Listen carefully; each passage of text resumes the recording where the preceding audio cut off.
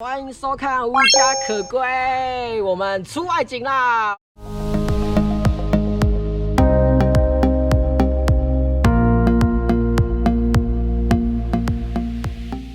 来到这个绿光森林，这阵子因为疫情，大家都不敢出门。那最近零确诊，耶 ，Zero。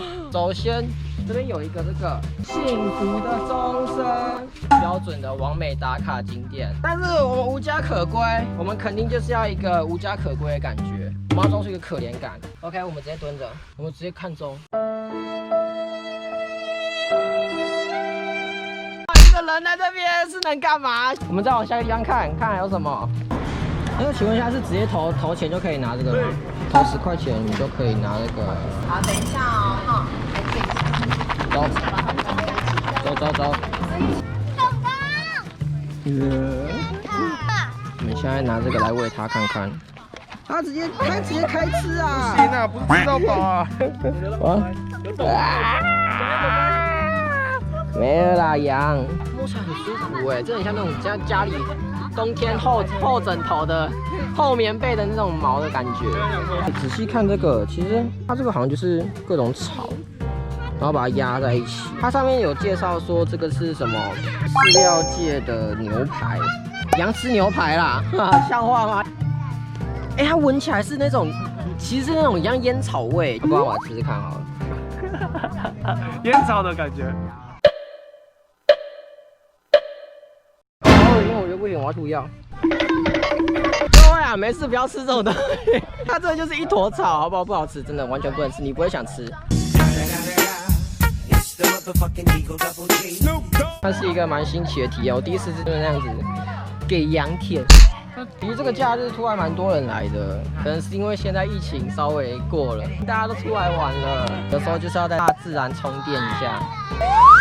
OK， 我们刚刚研究了一下我们的菜单，点了2个阿萨姆红茶，一个吐司跟一个拼盘。餐点来了，天啊！我们这样子4个人，然后我们点了刚刚那个套餐之后，其实我觉得还算蛮够吃的啦，就是下午茶这样子配，我觉得 OK。那我们就要来吃这个喽。我们到下一站了，浪漫爱情草原。这个叫怎么浪漫？这个我完全浪漫不起来啊！这种浪漫的方法就是，就有一天你可能走在路上，带着这个东西，这样靠着，这时候就要摆出个帅气的 pose， 然后就这样拨头发。我的心破了一个洞，什么鬼啊？到底？浪漫大草原就是要浪漫的奔跑。浪漫的奔跑吗？你是风儿，我是沙。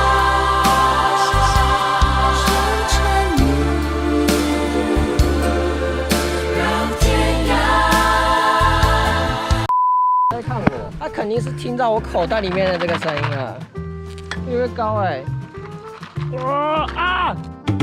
没事啊，没有，都在那里，兄弟。其实我刚刚用力扯一下，我是怕他把这个纸咬下去，很恐怖。这个时候就是要这样坐着，享受这个自然，然后就是可以坐在这边，看着远方的那头山，放松。羊打嗝了，吃太饱了，兄弟。这边的草地很适合拍个火影忍者那种。